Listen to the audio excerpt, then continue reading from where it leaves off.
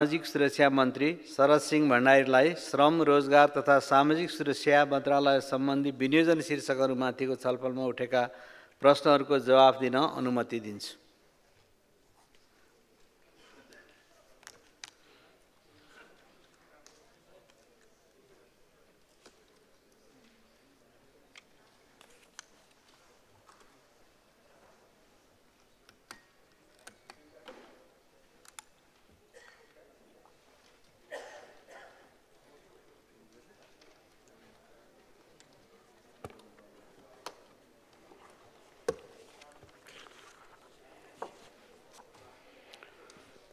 सम्माननीय सभामुख महोदय, सर्वप्रथम श्रम, रोजगार तथा सामाजिक सुरक्षा मन्त्रालयको आर्थिक वर्ष 2082-83 को सम्बन्धमा माननीय सदस्यहरूबाट आएका जिज्ञासा, चासो र सुझावका लागि हार्दिक आभार व्यक्त गर्न चाहन्छु।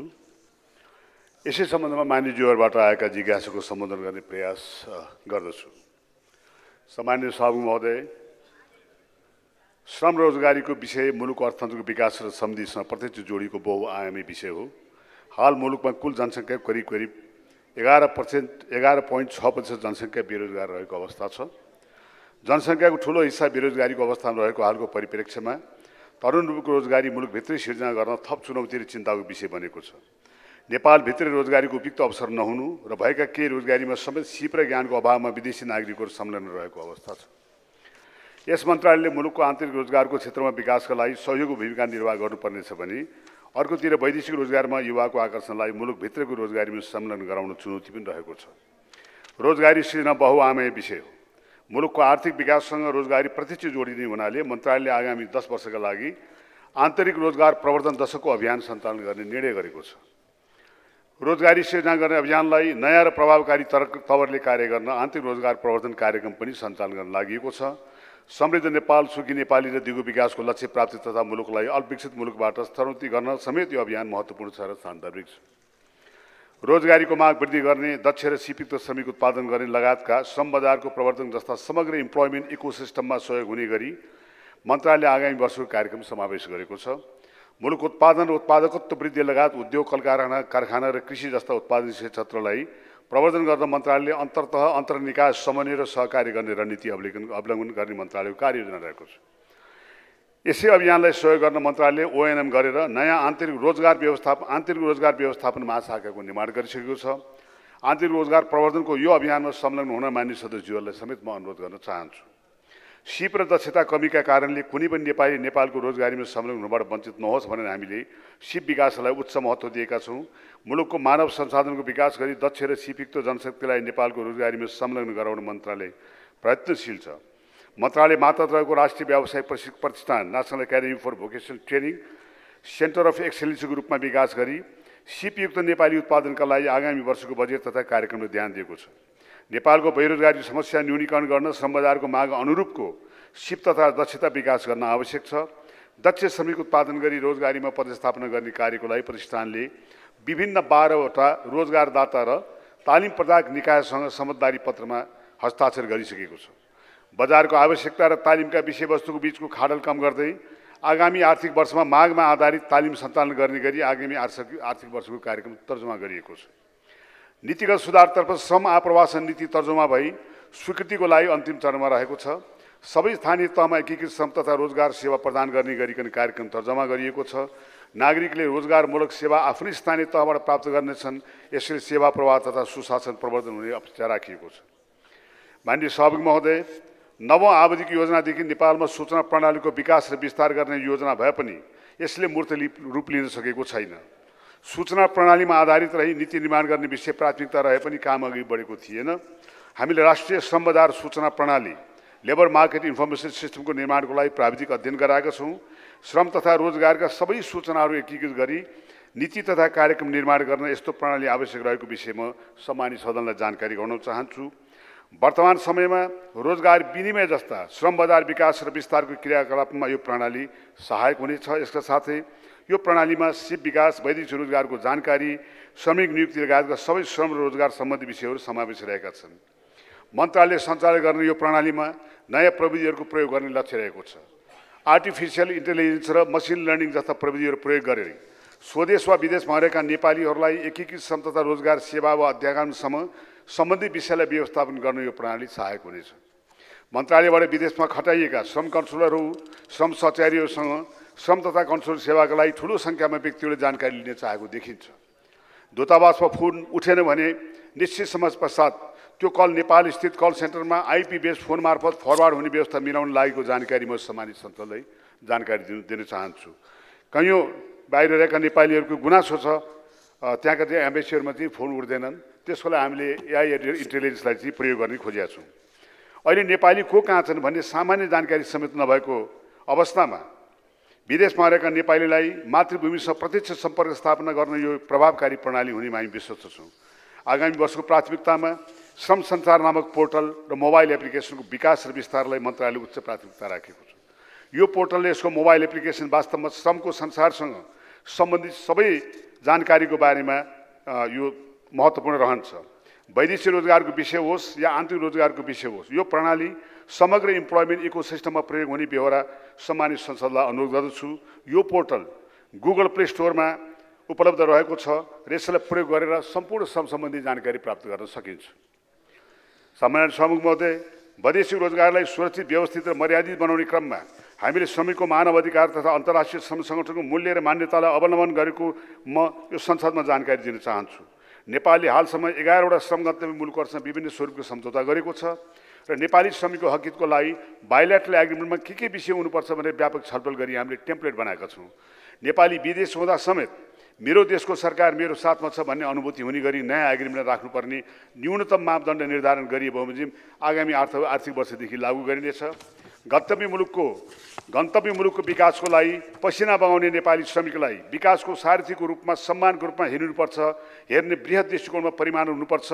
गन्तव्य मुलुकले न्यूनतम मानव अधिकार सुनिश्चित गर्नुपर्छ। यो हाम्रो यो शर्त होइन, अडान हो। यसलाई राष्ट्रिय तथा अन्तर्राष्ट्रिय फोरममा हामीले लगातार यो अडान राखिरहेका छौँ।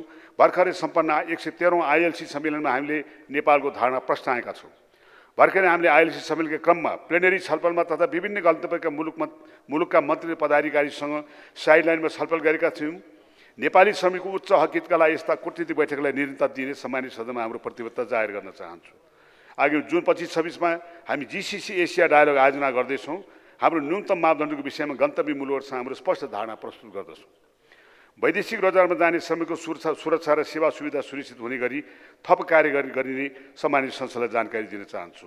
भर्खरै मात्र युएईमा जाने नेपाली श्रमिकहरूको न्यूनतम जाला 800 + 400बाट हामीले बढाएर 1000 + 400 दिराम हुने निर्णय गरेका छौँ। यसरी त्यहाँ भएका नेपाली श्रमिकहरूलाई न्यूनतम जाला चाहिँ त्यहाँ चाहिँ पाउने ठुलो चाहिँ अधिक उनीहरूको चाहिँ सहयोग प्राप्त हुन्छ। वैदेशिक रोजगार नीतिअनुसार दक्ष र सिपिक्त नेपालीलाई वैदेशिक रोजगारीको लागि कोरिया र जापानमा अर्धदक्ष र दक्ष कामदार पठाउने गरिकन निर्णय भएको छ। यही जुलाई महिनाबाट युरोपमा संस्थागत तवरले श्रमिक पठाउने व्यवस्था मिलाइएको छ। उच्च मानव अधिकार भएका मुलुकहरूमा श्रमिक पठाउनको लागि तयारी भएको छ। वैदेशिक रोजगारमा हुने ठगी मन्त्रालयको ठुलो चिन्ता विषय बनेको छ। विशेष गरी यसबाट नेपालीहरू 3D अथवा 3वटा ट्र्यापबाट चाहिँ नेपाली श्रमिकहरूले चाहिँ दुःख पाइरहेका छन्। त्यसलाई हामीले डेप ट्र्याप र डिजिटल ट्र्यापमा परेको मन्त्रालयले महसुस गरेको छ। मन्त्रालय विभागमा रहेको संयन्त्र मार्फत वा ठगी सम्बन्धी सूचना कुनै पनि माध्यमबाट प्राप्त भएको वा हाम्रो अनुगमन समेत देखेको खण्डमा नेपाल सरकार संयन्त्रले कानुन बमोजिम कडाभन्दा कडा कारबाही गर्ने मन्त्रालयको प्रति प्रकट गर्न चाहन्छु। वैदेशिक रोजगारबाट फर्किएका श्रमिकको श्रम र स्रोतलाई उच्चतम उपयोग गर्ने गरी पुनः एकीकरण कार्यक्रम, सुरक्षित आप्रवासन कार्यक्रम जस्ता कार्यक्रमलाई प्राथमिकता साथ अगाडि बढाइएको छ। वैदेशिक रोजगारबाट प्राप्त ज्ञान, पुँजी, सिप र हौसलाको प्रयोगलाई प्राथमिकता दिई आगामी आर्थिक वर्षदेखि सबै स्थानीय तहबाट सोसल र इकोनोमिक रिइन्टिग्रेसन कार्यक्रम सञ्चालन हुने व्यवहार सम्मानित सदनलाई जानकारी गराइन्छ। सुरक्षित आप्रवासनका लागि 77 जिल्ला प्रशासन कार्यालयमा रहेका आप्रवासी स्रोत मार्फत सचेतनामूलक सूचना सम्प्रेषण गर्ने आगामी कार्यक्रम समावेश रहेको जानकारी दिन चाहन्छु। स्थानीय तहमा नै पूर्व निर्णय अभिमुखीकरण गर्ने प्रिडिसिजन ओरिएन्टेसन गर्ने कार्यक्रमको सुरुवात गरिने जानकारी म सदनमा राख्न चाहन्छु। सभामुख महोदय, सबै नेपाली काम गर्दा होस् या जीवनको उत्तरार्धमा होस्, कुनै पनि जोखिम वहन गर्न परोस् भनेर हामीले प्रत्येक श्रमिकलाई यो आधारित सामाजिक सुरक्षामा आबद्ध गर्ने योजना अघि सारेका छौँ। पेन्सनेबल सोसाइटीको निर्माण गर्ने योजना महत्त्वपूर्ण रहेको विषय अनुरोध गर्दछौँ। वैदेशिक रोजगारमा जाने श्रमिकहरूलाई अनिवार्य रूपमा सामाजिक सुरक्षा कोषमा आबद्ध हुने व्यवस्था मिलाइएको छ र स्वदेश फर्किसकेपछि कोष मार्फत योगदानमा आधारित पेन्सन विभिन्न प्रकारका सामाजिक सुरक्षा योजनामा सहभागी हुने व्यवस्था मिलाइएको छ। स्वदेशमा काम गर्ने श्रमिकहरूको न्यूनतम ज्याला निर्धारण गर्नुको साथै वैदेशिक रोजगारमा जाने कामदारको लागि वैदेशिक पारिश्रमिक तोक्ने र आवधिक रूपमा पुनरावृत्ति गर्ने व्यवस्था गरिएको छ। यसका साथै रोजगारदाता र श्रमिकहरूको बीचमा हुने विवादका समाधानको लागि मध्यस्थताको संयन्त्र निर्माण गर्नुको साथै सो संयन्त्रले निरन्तर क्रियाशील रूपमा काम गरिरहेको छ। मन्त्रालयले पालिकाहरूलाई बाल श्रम मुक्त घोषणामा सहयोग पुर्याइरहेको छ र हालसम्म 10 वटा पालिकाहरूले बाल श्रम मुक्त भएको घोषणा गरेका छन्। यसलाई अभियानको रूपमा सञ्चालन गरिने तथा श्रमिकहरूको कार्यस्थललाई उचित स्वास्थ्य र सुरक्षायुक्त बनाइने कार्यक्रम सञ्चालन गरिएको छ। सभामुख सभामुख महोदय, इरान र इजरायल बीच उत्पन्न सङ्कटमा नेपाली तथा नेपाली श्रमिकमा भएको र हुन सक्ने प्रभावका बारेमा मन्त्रालय सजग तयारी अवस्थामा रहेको व्यवहार सम्बन्धी संस्थामा अनुरोध गर्न चाहन्छु। नेपाली श्रमिक विदेशी भूमिमा सङ्कट नपर्नु भनेर श्रम तथा रोजगार सामाजिक सुरक्षा मन्त्रालय अत्यन्तै जिम्मेवार भएर कार्य गरिरहेको व्यवहार पनि अनुरोध गर्न चाहन्छु। विदेशमा नेपालीको स्थिति पहिचान गर्ने या उद्धारको लागि सूचना प्राप्त गर्न लगायत सम्बन्धित व्यक्तिको जियो लोकेसन सहितको विवरण लिने गरी श्रम संसारको विस्तार गरिएको छ। हामीले परराष्ट्र मन्त्रालयसँग निरन्तर प्रभावकारी तरिकाले छलफल गरिरहेका छौँ। आगामी दिनमा यस्ता जुनसुकै सङ्कट आए पनि प्रभावकारी तवरले कार्य गर्ने गरिकन परराष्ट्र मन्त्रालय, श्रम मन्त्रालय, गृह मन्त्रालय तथा संस्कृति पर्यटन तथा नागरिक उड्डयन मन्त्रालय बीच स्थायी समिति निर्माणको कार्य अघि बढेको जानकारी दिन चाहन्छु। यसको लागि मन्त्रालय मार्फतको विभाग र वैदेशिक रोजगार बोर्ड बीच उचित तालमेल मिलाइएको छ। सम्मान्य सभामुख महोदय, विनियोजी विधेयकमाथि मान्य सदस्यहरूको जिज्ञासा सम्बन्धमा केही मेटाउन खोजेको छु। मान्य सदस्यबाट थप प्रश्न जिज्ञासा भएमा निश्चित रूपमा मन्त्रालयले थप प्रस्तावने जानकारी सम्बन्ध राख्न चाहन्छु। यसबाहेक श्रम रोजगार सामाजिक सुरक्षा मन्त्रालयले केही सुधारका कार्यहरू गरेका छन्, म संक्षिप्त विवरण राख्न चाहन्छु। जीसीसीबाट फर्केका अधिकांश श्रमिकहरूमा किडनीको समस्या देखा परेको छ। यो अहिले सबभन्दा स्वास्थ्यको समस्या। मैले डेथ ट्र्यापको कुरा गरेको थिएँ। डेथ ट्र्यापमा करिब विगतको 16 वर्षमा 14 नेपाली श्रमिकहरूले चाहिँ ज्यान गुमाएको अवस्था छ। त्यसमा यो स्वास्थ्यको बारेमा अत्यन्तै संवेदनशील र चिन्तित हुनुपर्ने अवस्था भएको हुनाले यो जीसीसीबाट फर्केका गल्फ कन्ट्रीबाट फर्केका अधिकांश श्रमिकहरूमा किडनीको समस्या देखा परेको छ। वैदेशिक रोजगारमा जाने पूर्व गरिने स्वास्थ्य परीक्षणमा देखिने लापरवाही घटाउन विभिन्न विद्युतीय संयन्त्रहरू प्रयोगमा ल्याइएको छ। हामीले त्यसलाई डिजिटलाइजेसन गरेका छौँ र स्वास्थ्य सम्बन्धी विषयलाई पूर्व प्रस्थान अभिकरणलाई थप गर्न लागेको छ र साथै स्वास्थ्य सेवामा स्क्रिनिङदेखि लिएर उसका सम्पूर्ण फर्केर आउन्जेलसम्म उसको सम्पूर्ण स्वास्थ्यका रेकर्डहरू चाहिँ डिजिटल माध्यमबाट डिजिटल सिस्टममा राखिन्छ र उसले उहाँबाट चाहिने स्वास्थ्य सेवा टेलिमेडिसिनबाट प्रयोग गर्न सक्ने व्यवस्था पनि मिलाइएको छ। वैदेशिक रोजगारमा जाने व्यक्तिहरू मिटरवाद अथवा चर्को ब्याज तिरेर विदेश जाने र तिर्न नसक्ने अवस्थामा परेका छन्। त्यसलाई हामीले डेथ ट्र्यापको रूपमा लिएका छौँ। त्यसो हुनाले विभिन्न ब्याङ्क तथा विभिन्न कोषहरूलाई प्रयोग गरिकन वैदेशिक रोजगारमा जाने नेपाली श्रमिकहरूलाई कमसेकम के भन्दा बिना जितो चाहिँ उनीहरूलाई चाहिँ कम ब्याजमा चाहिँ त्यहाँ चाहिँ सहयोग गर्ने व्यवस्था चाहिँ हामीले मिलाएका छौँ र त्यसको लागि कार्यविधि तयार भएर अगाडि जाने अवस्था भइरहेको छ। र आवश्यक सूचनाको अभावमा डिजिटल ट्र्यापमा परेका कामदारहरूलाई आवश्यक सूचना प्रदान गर्न आप्रवासी स्रोत केन्द्र, रोजगार सेवा तथा सूचना केन्द्र, श्रम संसार जस्ता विभिन्न खालका चाहिँ मोबाइल एपबाट चाहिँ हामीले यो सेवा उपलब्ध गराउन खोजेका छौँ। करारका कर्मचारीहरूलाई सामाजिक सुरक्षाका सम्बन्धमा मन्त्रालयले राजपत्रमा सूचना निकालेर सबै करारका कर्मचारीलाई सामाजिक सुरक्षा आबद्ध गर्न सूचना प्रकाशन गरेको छ। सामाजिक सुरक्षा कोषमा सरकारी करारका कर्मचारी र अनौपचारिक क्षेत्रका श्रमिकहरूलाई आबद्ध गराउने कार्य प्रारम्भ गरिएको छ। नेपाली कानुन वा अन्य वैकल्पिक तरिका अवलम्बन गरी विदेश गएका छन्। गन्तव्य मुलुकमा कानुन तवरले काम गरिरहेका छन्। जसरी गए भए तापनि नेपालले हामीले आपतमा सहयोग गर्नै पर्छ। उनीहरूको श्रम स्वीकृति र कानुनी मान्यता नहुँदा वैदेशिक रोजगार बोर्ड र बिमाको सुविधाबाट नेपालीहरू वञ्चित भएका छन्। विदेशी भूमिमा आफ्नो दाजुभाइ दिदीबहिनीहरू गैर नेपाली जस्तो हुनु कुनै पनि हिसाबमा राम्रो होइन। उनीहरूको अभिलेखीकरण, हक हितको प्रवर्धन, आपतकालीन सहयोग र आपतकालीन उद्धार हाम्रो कर्तव्य नै हो। त्यसो हुनाले हामीले सेप्टेम्बर 2024लाई कट अफ डेट मानेर जुनसुकै नेपाली जुनसुकै तवरले विदेशमा कानुनी तवरले काम गरिरहेको छ र यदि ऊ चाहिँ श्रम स्वीकृति अथवा श्रम प्रणालीमा आबद्ध भएको छैन भने त्यस्तो व्यक्तिलाई अभिलेखीकरण गर्ने कार्य विषयमा हामीले निर्णय गरिसकेका छौँ।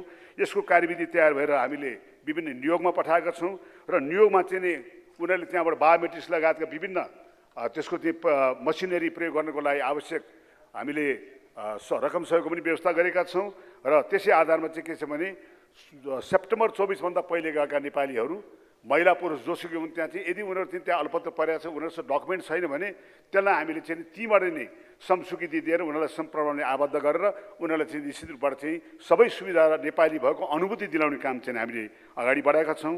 त्यसै किसिमबाट नेपाललाई अल्पविकसित मुलुकबाट स्तरोन्नति गर्न आवश्यक पर्ने ILO 81 र ILO 87 कन्भेन्सनलाई रेटिफाई गर्ने तयारी अन्तिम चरणमा पुगेका छौँ र घरेलु श्रमिकका विषयसँग सम्बन्धित ILO 89 का विषयमा व्यापक गृह कार्य भएको छ।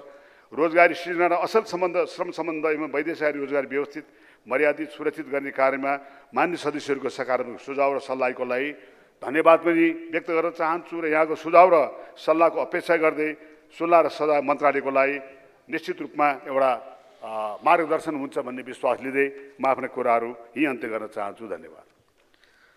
माननीय सदस्यहरू, अब उक्त जवाफका सम्बन्धमा स्पष्टीकरण माग गर्न चाहनुहुने मान्य सदस्यहरूलाई समय दिन्छु। विनियोजन विधेयक अन्तर्गत विभिन्न मन्त्रालयहरूसँग सम्बन्धित शीर्षकहरूमाथि 2082 साल असार 7 गते छलफलमा भाग लिनुभएका मान्य सदस्यहरूले मात्र स्पष्टीकरण माग गर्न पाउनुहुने बेहोरा मान्य सदस्यहरूलाई जानकारी गराउँछु। स्पष्टीकरण माग गर्न चाहनुहुने प्रत्येक मान्य सदस्यहरूलाई 1 मिनटको समय निर्धारण गरेको छु। मान्य सदस्यहरू, स्पष्टीकरण माग गर्न चाहनुहुने मान्य सदस्यहरूले सजिलोको लागि आफ्नो नाम सभामुखको डायससँगै बसेका सचिवालयका कर्मचारीहरूलाई 3 मिनेटभित्र लिखित रूपमा उपलब्ध गराइदिनु हुन अनुरोध गर्दछु।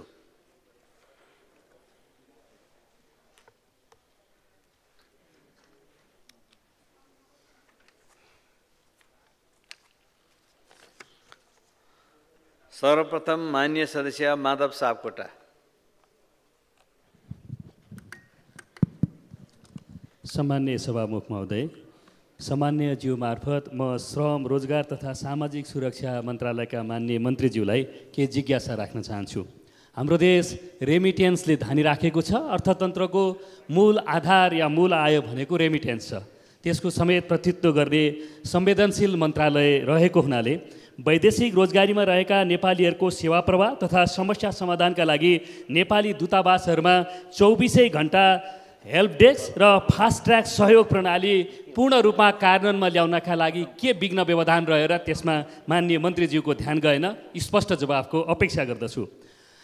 वैदेशिक रोजगारीबाट फिर्ता आएका नेपाली नागरिकहरूको अभिलेख कुन स्तरमा छ, कसरी हामीले व्यवस्थित गरेका छौँ र उहाँहरूका सिप दक्षता र योग्यताहरूलाई यहाँको उद्यमशीलता र स्वरोजगारमा लगाउने स्पष्ट कार्ययोजना के छ र दीर्घकालीन हिसाबले सरकारले र मन्त्रालयले के सोचेको छ? स्पष्ट जवाफको अपेक्षा गर्दछु। धन्यवाद। लाल सलाम। मान्य मन्त्रीज्यू, पूरक प्रश्न सोध्ने मान्यहरूको सङ्ख्या अलिकति छ। तपाईँ तल गएर टिप्न बस्न सजिलो सक्नुहुन्छ, फेरि आउन सक्नुहुन्छ।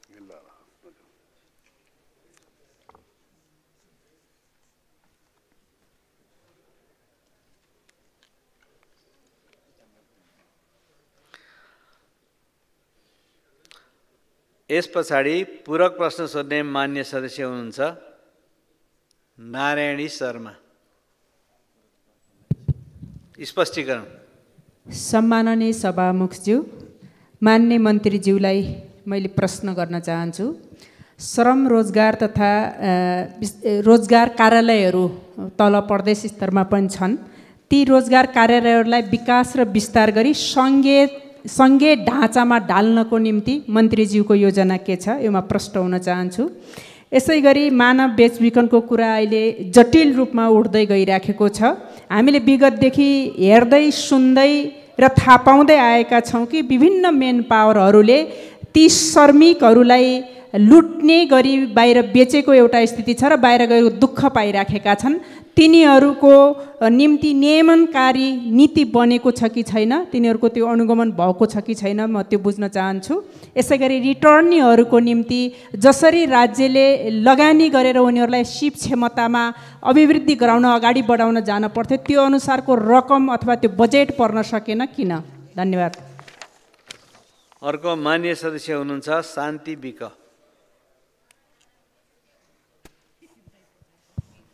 सम्माननीय सभामुख महोदय मार्फत म श्रम मन्त्रीज्यूलाई प्रश्न गर्न चाहन्छु। नेपालबाट श्रम सम्झौता भएर जाने श्रमिकहरूको वर्किङ समय अवधिभरि नेपाल गएबाट नेपाल फर्किन्जेलसम्म पनि त्यो श्रम सम्झौता किन के अरे चाहिँ इन्सुरेन्स किन हुँदैन?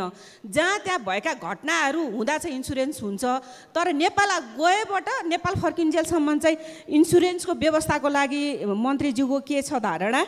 अनि यो भारत हुँदै वैदेशिक रोजगारमा जाने प्राय लक्षित समुदायहरू हुने गर्छन् र यो नेपालको मेन पावरले यसरी चाहिँ भारत हुँदै लिएर जाने अनि जहाँ चाहिँ जुन देशमा गएको छ त्यहाँ विभिन्न घरेलु काममा चाहिँ शोषणको चाहिँ हुने गर्दाखेरि त्यसको लागि के प्रक्रिया अपनाउनु भएको छ र नेपालको मेन पावरहरूले यस्तो तरिकाबाट नेपालीहरूलाई बेच्ने काम गरेको छ, त्यो नेपाली मेन पावरहरूलाई तपाईँले कारबाहीको दायरामा कसरी ल्याउने एउटा नीति? अब माननीय सदस्य अमनलाल मोदी। सामान्य सभामुख महोदय मार्फत श्रम रोजगार तथा सामाजिक सुरक्षा मन्त्रीज्यूलाई केही प्रश्न गर्न चाहन्छु। वैदेशिक रोजगारको क्रममा सम्झौता हुन्छ एउटा काममा, विदेश जाँदा काम हुन्छ अर्कै, अनि त्यहाँ चाहिँ धेरै नेपाली दुःख पाइराख्नु भएको छ, किनभने काम अर्कै भएपछि दुःख पाइरहेका छ। उदाहरणको रूपमा मेरै निर्वाचन क्षेत्रका विपिन बहादुर खड्का ग्रामथानका हुनुहुन्छ, अहिले साउदी अरबमा हुन्छ, बिमारी अवस्थामा हुनुहुन्छ। मैले मन्त्रीज्यूलाई अस्ति पनि दिएको थिएँ, आजसम्म उहाँ उधारको निम्ति पर्खिरहेको छ, उधार भएको छैन। त्यस्तै भिजिट भिसाको नाममा हाम्रै ग्रामथानको तपाईँलाई चाहिँ जोरहाटको निशा लुइटेल हुन्छ, आज दुबईमा हुनुहुन्छ, उहाँ चाहिँ मलाई नेपाल फर्काइदिनुहोस् भनेर धेरैपल्ट गुहार गर्दा आजसम्म आइराख्नु भएको छ। त्यसै गरी तपाईँलाई सूरज कुमार मिश्र कुवेतमा हुनुहुन्छ, उदाहरणको रूपमा ती पनि चाहिँ आज फरक कम्पनी भएको कारणले उहाँ नेपाल ल्याइदिनु पर्दो भन्दा धेरै पटक भन्दा पनि आज आइरहेका छैन। त्यस्ता विषयमा जो मेन पावरबाट ठगी भइरहेका छन् त्यसलाई कारबाहीको दायरामा ल्याउने के यस्तो योजना छ? माननीय सदस्य कान्तिका सेजवाल। सम्माननीय सभामुख महोदय मार्फत श्रम तथा रोजगार मन्त्रीज्यूलाई मेरो प्रश्न। 753 वटै स्थानीय तहमा युवा रोजगार केन्द्र स्थापनाका लागि मैले नीति तथा कार्यक्रममा आइरहँदा पनि अस्ति बजेट विनियोजनमा छलफल गरिरहँदा पनि मैले आवाज निकालेको थिएँ, त्यसको स्पष्ट एन्सर आउन सकेन। उहाँले चाहिँ अभिमुखीकरण र तालिमहरूको व्यवस्थापन भन्ने कुरा गर्नुभयो, स्थापना गर्ने कार्यालय नै स्थापना गर्ने भन्ने कुरा कहाँनिर चुक्यो भन्ने कुराहरू म सोध्न चाहन्छु। अर्को कुरा, यो टिकट फ्री भिसा भन्ने जुन टपिक छ, प्याकेज छ, त्यसलाई खारेजी गर्नलाई रिथिङ्क गर्न मिल्दैन र मन्त्रालयले भन्ने क्वेसन सोध्न चाहन्छु। धन्यवाद। जयनब। माननीय सदस्य बिमला सुवेदी। सम्मान्य सभामुख महोदय मार्फत मान्य मन्त्रीज्यूलाई सोध्न चाहन्छु। रोजगारीको नेपालको संविधानमा भएको व्यवस्था अनुसार रोजगारीको हक मौलिक हक अन्तर्गत पर्दछ र यसको लागि कानुन निर्माण र यसको कार्यान्वयनको विषयमा मन्त्रालयले कस्तो पहल कदमी गरिरहेको छ, म मान्य मन्त्रीज्यूलाई प्रश्न गर्न चाहन्छु। साथै रोजगारीमा अहिले आन्तरिक रोजगारीको चाहिँ सिर्जनाको कार्यक्रमको कुरा मान्य मन्त्रीज्यूले गर्नुभयो र आन्तरिक रोजगारी सिर्जना गर्ने कस्तो कार्यक्रम छ र कति बजेट विनियोजन भएको छ, यसको बारेमा अझ प्रश्न पारिदिनको निम्ति म मन्त्रीज्यूलाई भन्न चाहन्छु। र त्यसै गरी वैदेशिक रोजगारीमा गएकाहरूको अवस्था धेरै नै नाजुक छ र अझै गैरकानुनी तरिकाले गइरहेकाहरू नै मानव बेचबिखनमा पर्ने गरेका थुप्रै घटनाहरू चाहिँ आइरहेको छ। यसलाई रोक्नका निमित्त मन्त्रालयको ठोस पहल के छ र अहिलेको बजेटमा यसको लागि माननीय सदस्य रणेन्द्र बराली। सम्माननीय सभामुख महोदय मार्फत म केही जिज्ञासा राख्न चाहन्छु। रोजगार तथा श्रम मन्त्रालय अन्तर्गत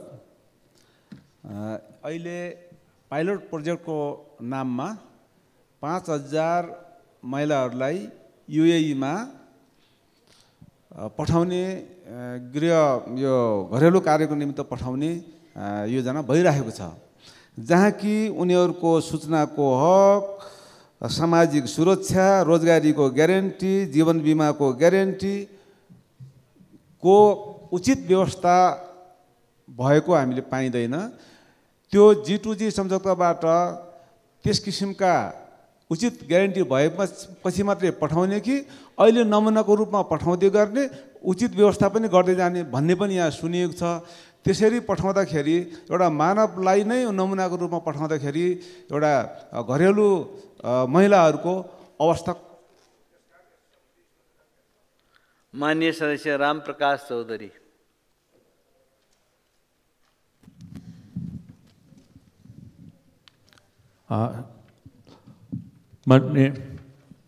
सामान्य ज्यू मार्फत श्रम मन्त्रीज्यूलाई मेरो प्रश्न, यो भिजिट भिसा कन्ट्रोल गर्न के गर्नुपर्छ, जुन हालमा धेरै ठुलो घटनाहरू घट्यो देशमा, र अर्को श्रम सम्झौता 12 देशसँग मात्र भएको तर 178 देशमा नेपालीहरूले के आधारमा काम गरिरहेको छ, श्रम सम्झौता बिना काम गर्दा के फरक पर्छ त?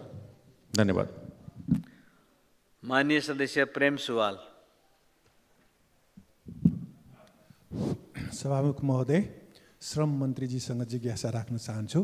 46 सालमा बहुदलीय प्रणाली र 63 सालमा गणतन्त्र बनियो, सार्वजनिक संस्था निजीकरण गरियो, नयाँ नयाँ दलहरू पनि सरकारमा पुगे, तर व्यवस्था बदलिएन।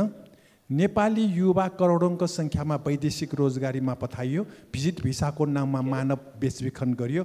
अहिले खाडी मुलुकबाट फिर्ता भएका नेपाली युवाहरू किडनी रोगी बढ्यो।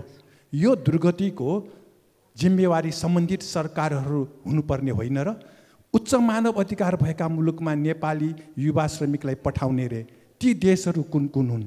के मरुभूमिमा हरियाली बनाउन पठाउने नेपालको गाउँ सुक्खा गर्नु नै सरकारहरू गठन भएका हुन् र? धन्यवाद।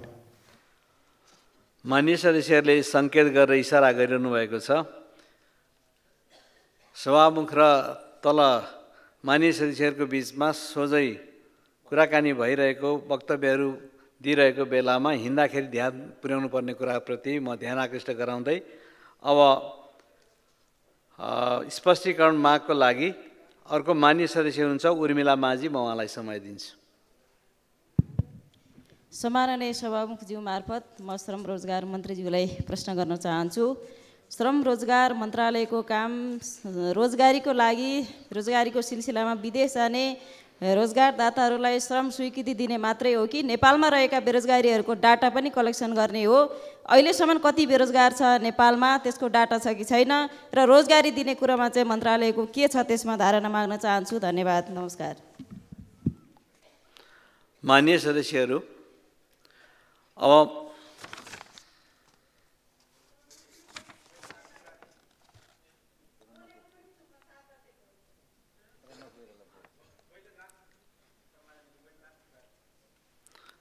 ल मान्य सदस्य रमा कोइराला पौडेल 1 मिनटभित्र राख्नु होला। सम्माननीय सभामुख महोदय, श्रम मन्त्रीज्यूलाई मेरो प्रश्न, 84% श्रमिकहरू अनौपचारिक क्षेत्रमा यो देशमा काम गर्छन्। उनीहरूको लागि योगदानमा आधारित सामाजिक सुरक्षा कोषको व्यवस्था गरिएको छ। त्यहाँ कति श्रमिकहरू सूचीकृत भए र सरकारले त्यसको लागि कति बजेट छुट्यायो? एउटा प्रश्न। दोस्रो प्रश्न, वैदेशिक रोजगारमा जाने श्रमिकहरू धेरै सामाजिक रूपमा हेर्दाखेरि समाजमा ठगिएको मेन पावर कम्पनीहरूबाट ठगिएका छन्। त्यस्ता कम्पनीहरूको जालोलाई तोड्ने खालका के कार्यक्रम ल्याउनु भएको छ यहाँले? तेस्रो, एमपक्स रोगबाट पीडित भएर बिरामी नेपाल आउनुभएको छ, उहाँको उपचारको लागि श्रम मन्त्रालयले के गर्दैछ?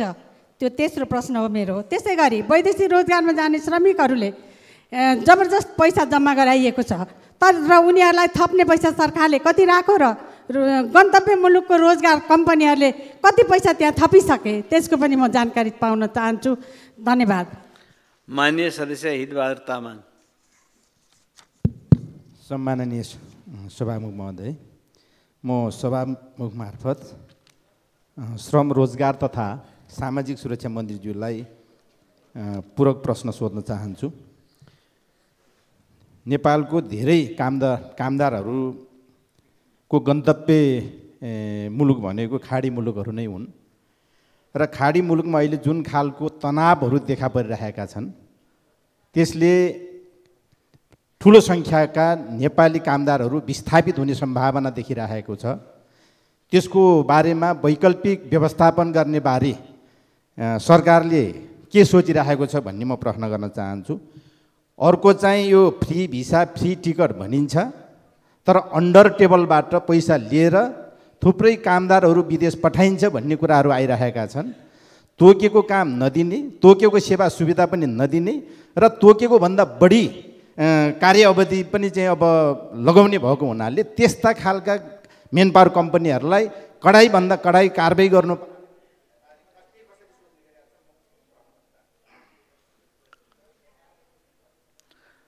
मान्य सदस्यहरू, अब माननीय श्रम रोजगार तथा सामाजिक सुरक्षा मन्त्री शरद सिंह भण्डारीलाई उक्त स्पष्टीकरणको सम्बन्धमा प्रश्न पार्न अनुमति दिन्छु।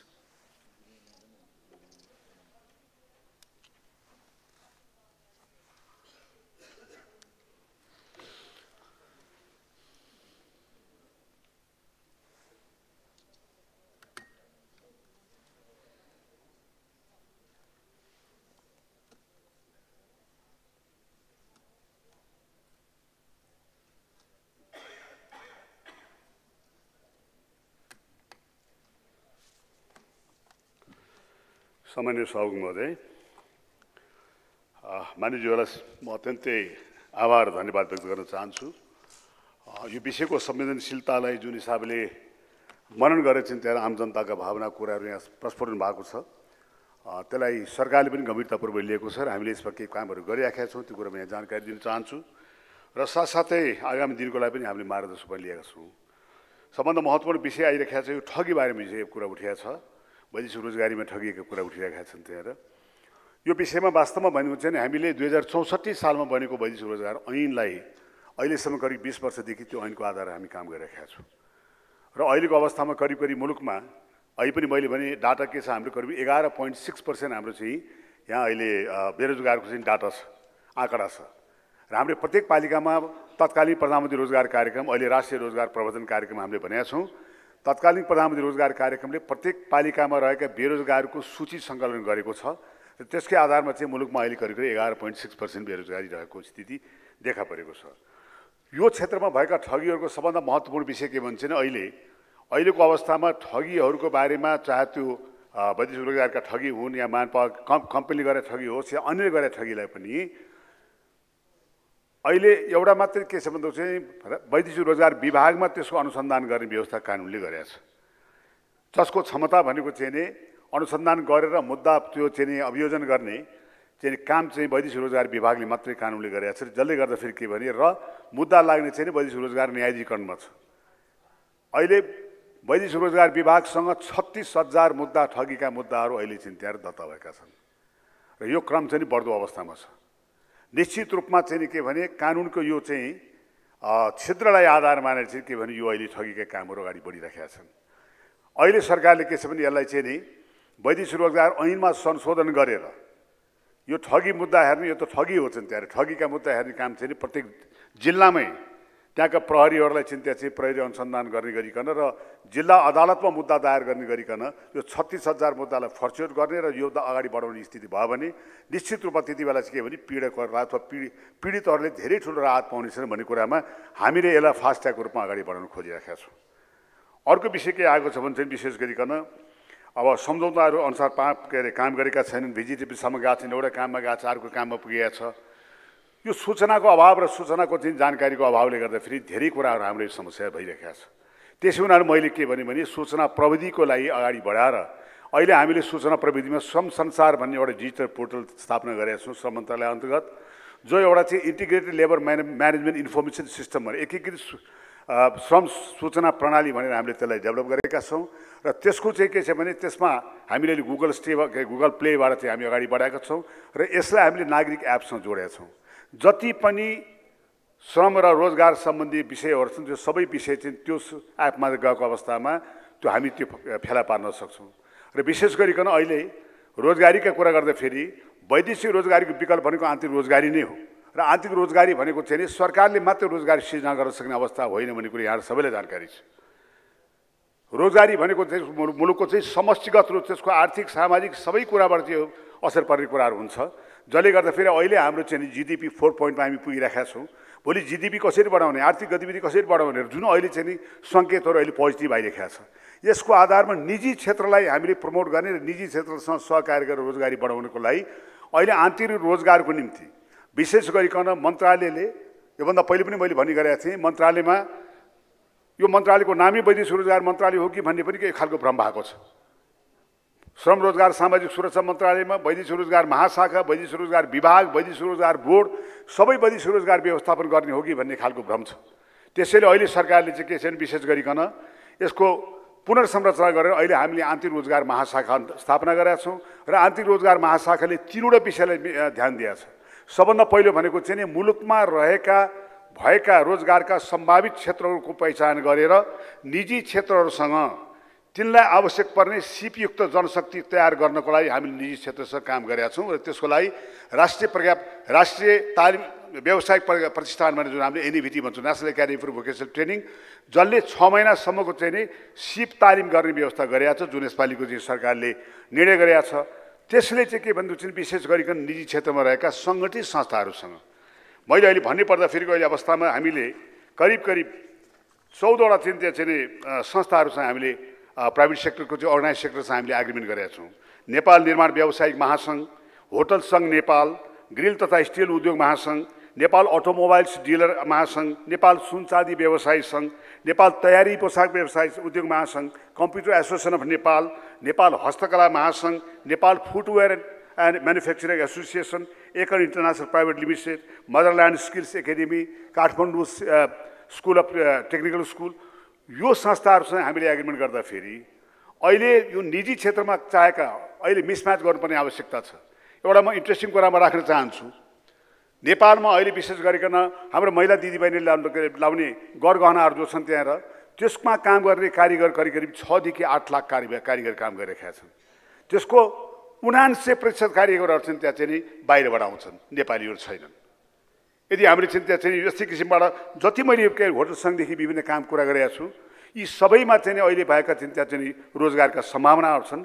त्यो सम्भावनामा हामीसँग उचित म्यान पावर अथवा दक्ष जनशक्तिको अभावले गर्दा फेरि हाम्रा मानिस बाहिर जानुपर्ने अवस्था हुने, बाहिरका मानिस चाहिँ आइराख्ने त्यहाँ यो कसरी मिसम्याच गर्ने भनेपछि डिमान्ड ड्रिभेन खालको भनेको त रोजगारदाताहरूसँग हामीले सहकार्य गरेर उनीहरूलाई कस्तो खालको जनशक्तिको आवश्यकता छ, जो अहिले हामीले भनेको छौँ हरेक वर्ष हामी 5 लाख जनशक्ति नेपालमा आइरहेका छ, हरेक वर्ष नयाँ यो श्रम क्षेत्रमा आइरहेका छ, त्यसमा 1 लाख जति हामीले चाहिँ एब्जर्भ गरेका छौँ, अनि 4 लाखले बाध्यात्मक हिसाबले बाहिर जानुपर्ने अवस्था भइरहेछ। यसलाई नेपालमै राख्ने भन्ने एउटा कुरो। अर्को एउटा रमाइलो चाहिँ म यहाँ निवेदन गर्न चाहन्छु कि अहिले विशेष गरिकन यहाँ कुरा पनि उठेको छ, मान्यजीले उठाउनु भएको छ, विगत 5 वर्षको हामीले आँकडा हेर्दाखेरि अध्यागमनको आँकडा हेर्दाखेरि हामी के देख्छौँ भन्दा चाहिँ नि विगत 5 वर्षमा करिब 58,70,000 चाहिँ नेपालबाट चाहिँ विदेशीको नेपाली विदेशीको चाहिँ आँकडा देखिन्छ र त्यो 5 वर्षमा 47,94,000 करिब चाहिँ नि नेपाल आएको आँकडा पनि देखिन्छ र त्यसको आधारमा चाहिँ करिब 10 लाख जति बाहिर छन् भन्ने खालको चाहिँ एउटा अनुमान गर्ने अवस्था रहेको छ। यसको साथसाथै विशेष गरिकन हाम्रा गन्तव्य मुलुकहरूमा जाने बेलामा चाहिँ जाने मुलुकहरूमा विशेष गरिकन अहिले 1 नम्बरदेखि 10 नम्बरको हाम्रो गन्तव्य मुलुकलाई हामीले हेर्ने हो भने हामी युएईमा चाहिँ 4,92,000, साउदीमा 3,89,000, मलेसियामा 3,62,000, कतारमा 2,55,000, कुवेतमा 1,28,000 लगायत रोमानिया, साउथ कोरिया, जापान लगायत युरोप चाहिँ 50,000 पनि नपुगेको अवस्था छ। भनेपछि अहिले विशेष गरिकन वैदेशिक रोजगारमा गएका मानिसहरू करिब त्यसको सङ्ख्या हेर्ने भने 80% भन्दा बढी मानिसहरू चाहिँ गल्फ कन्ट्री मलेसिया र जापान गएको देखिन्छ। गल्फ कन्ट्रीमा 80 देखि 90% देखिन्छ, जबकि गल्फ कन्ट्रीमा उनीहरू बस्न पाउँदैनन्, उनीहरूले त्यहाँ नेपाल फर्किनै पर्दछ र 2 वर्षको लागि गएको चाहिँ संस्कृति लिएर गएका मानिसहरू चाहिँ नि अब कोही 4 वर्ष कोही 6 वर्ष बसिराखेका हुन्छ। यही क्रममा चाहिँ अहिले कुरो उठेको जहाँबाट संस्कृति लिएर गएका अथवा नलिएर गएका मानिसहरू बाहिर अल्पत्र परेका छन्। नेपाल सरकारले अहिले विशेष गरी 2टा चाहिँ इनिसिएटिभ ल्याएको छ। एउटा बाहिर गएर काम गरिरहेका मान्छेहरूले यदि राम्रो काम गरेका छन् भने उनलाई श्रम स्वीकृतिको लागि यहाँ आइराख्नु पर्दैन, उनीहरूले तीबाट नै अनलाइन श्रम स्वीकृति लिन सक्छन्। अर्को चाहिँ के भने अहिले पनि मैले निवेदन गरेँ करिब 5 लाखभन्दा बढी त्यस्ता नेपालीहरू बाहिर छन् जो अनडकुमेन्टेड छन्, त्यहाँ काम गरिराखेका छन्, विभिन्न ठाउँबाट गएर काम गरिराखेका छन्, तर तिनले चाहिँ त्यहाँ के छ भने डकुमेन्टेसनको अभावले गर्दाखेरि श्रम स्वीकृतिसँग के अरे आबद्ध छैनन्, जसले गर्दाखेरि उनले चाहिँ त्यहाँ चाहिँ जुन उनको यहाँ योगदानका कुराहरू छन्, सामाजिक सुरक्षा कोषका कुरा छन्, इन्सुरेन्सका कुराहरू छन्, त्यो पाइरहेको छैन। त्यस हुनाले चाहिँ हामीले 24 सेप्टेम्बरभन्दा पहिले गएका नेपालीहरूलाई तीको नियोगबाट, तीको एम्बेसीबाट उनीहरूले चाहिँ श्रम स्वीकृति दिने चाहन्छन् भने नयाँलाई पनि हामीले श्रम स्वीकृति दिने व्यवस्था गरेका छौँ, चाहे महिला होस् चाहे पुरुष होस्। अहिले ओमानको कुरा गर्दाखेरि म एउटा सानो निवेदन गर्न चाहन्छु, मानिसज्यूहरूलाई सबैलाई जानकारी छ, यो ज्यादै चर्को विषय भइरहेको छ अहिले भिजिट भिसाको विषय। हामी सबै भिजिट भिसामा जान्छौँ। सरकारले कसैलाई पासपोर्ट दिँदाखेरि कुनै पनि विदेशमा जानुपर्ने हो भने विदेशमा नागरिकता लिएर जान पाइन्न। पासपोर्ट भनेको विदेश जाने अनुमति हो र भिसा भनेको नेपाल सरकारले दिने होइन, नेपाल सरकारले अनुमति दिने हो। भिसा दिने त सम्बन्धित मुलुकले दिने हो।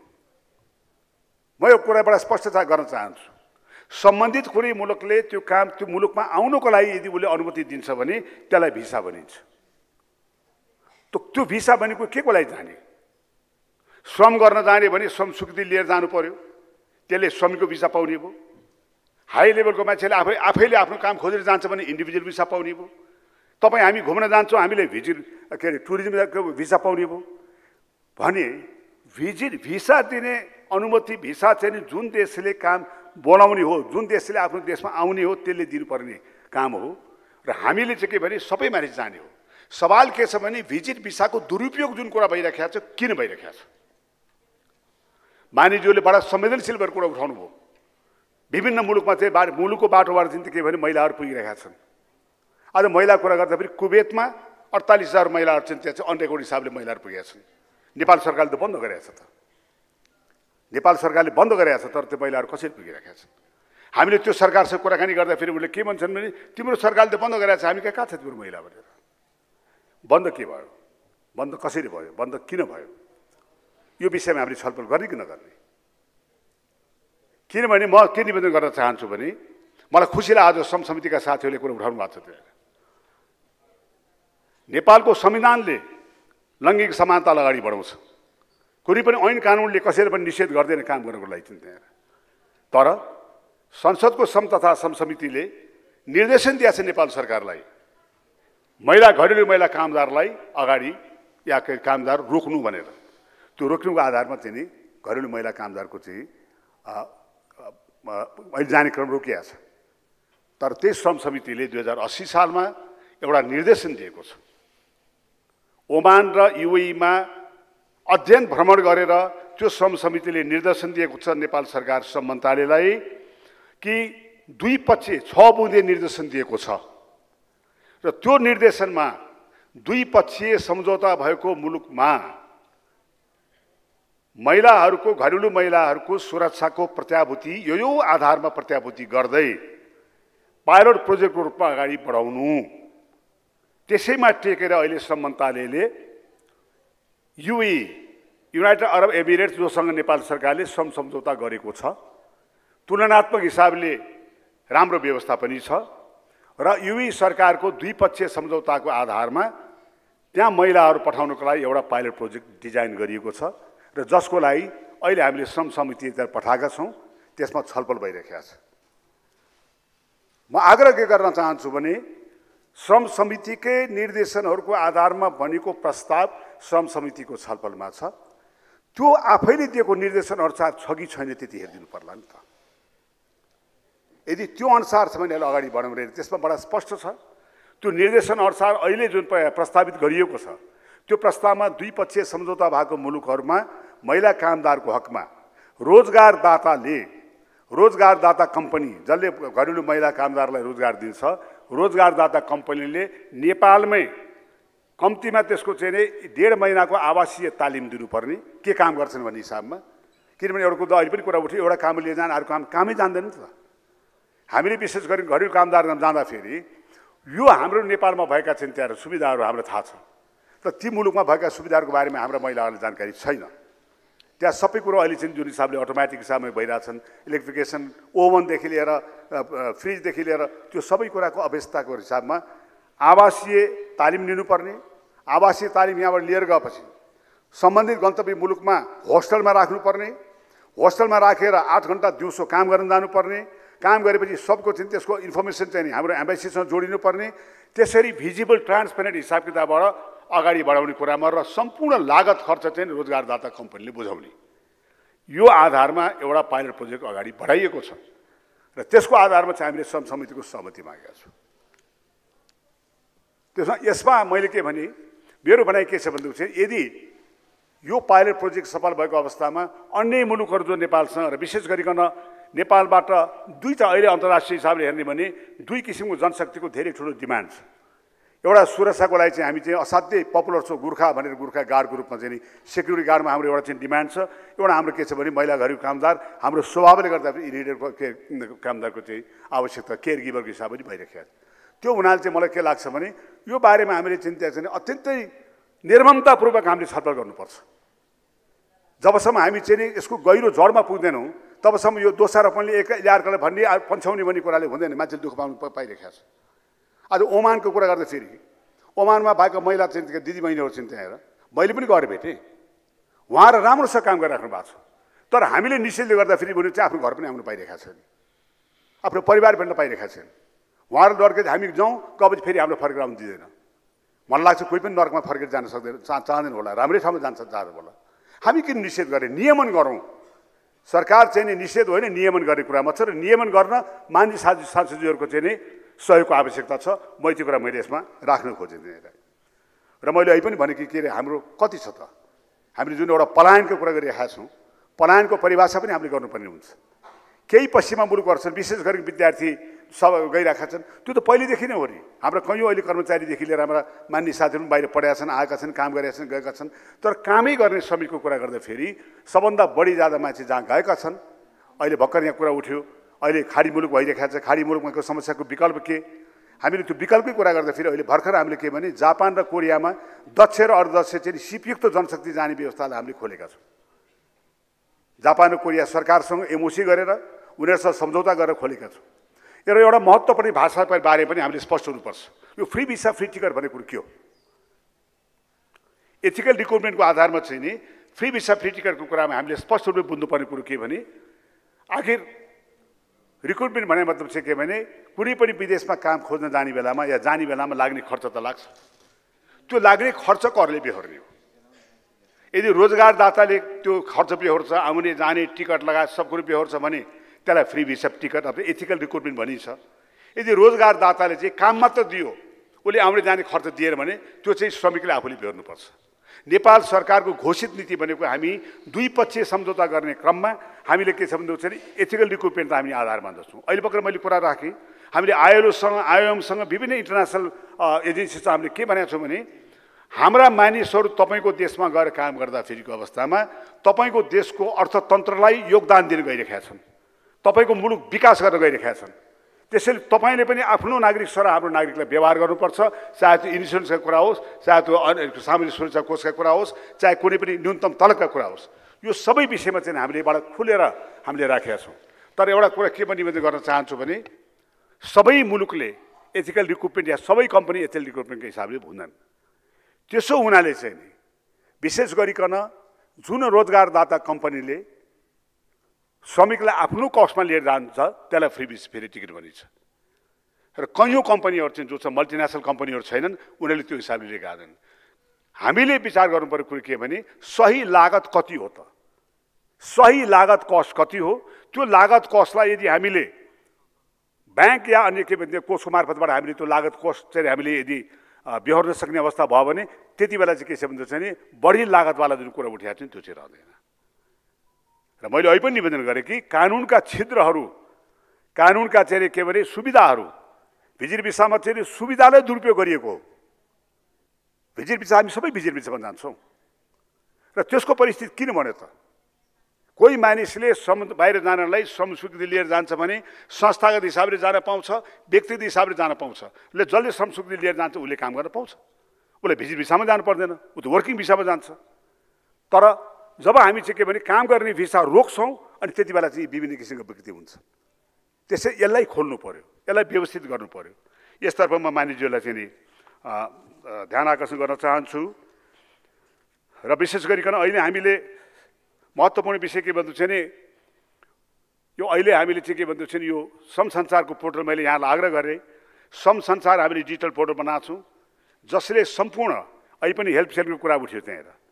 अहिले हामीले प्रत्येक नियोगहरूमा एआईको माध्यमबाट चाहिँ हामीले कल सेन्टर स्थापना गरेका छौँ। हाम्रा विदेश रहेका चाहिँ दाजुभाइहरूले फोन गर्दा फेरि हाम्रो चाहिँ नियोगले खबर गर्दैन भन्ने कुरा आइरहेको छ। त्यो अटोमेटिकली एआईको मार्फतबाट चाहिँ कल सेन्टरमा आएर चाहिँ उसले चाहिने व्यवस्था पनि हुनसक्छ हुन्छ। र अहिले विशेष गरी मैले भने त्यो हुनाले चाहिँ यो विषयहरू जुन छन् यो विषयमा मैले चाहिँ त्यहाँ चाहिँ धेरै कुराहरू स्पष्ट गर्न खोजेको छु र मानिसहरूको यसै किसिमको जिज्ञासाहरू र यसै किसिमको चिन्ता चाहिँ ले हामीलाई चाहिँ अगाडि बढ्न मद्दत पुग्छ। म भन्दै सबै मानिस साथीहरूलाई मानिस सदस्यज्यूहरूलाई भाग लिएर मलाई इन्करेज गर्नुभएकोमा धेरै धेरै धन्यवाद दिँदै आफ्नो कुरा यहीँ टुङ्गाउँछु। धन्यवाद।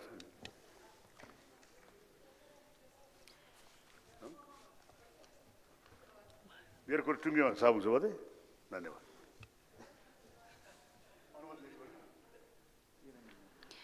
माननीय सदस्यहरू, श्रम, रोजगार तथा सामाजिक सुरक्षा मन्त्रालय सम्बन्धी विनियोजन शीर्षक माथिको छलफल यहीँ समाप्त हुन्छ।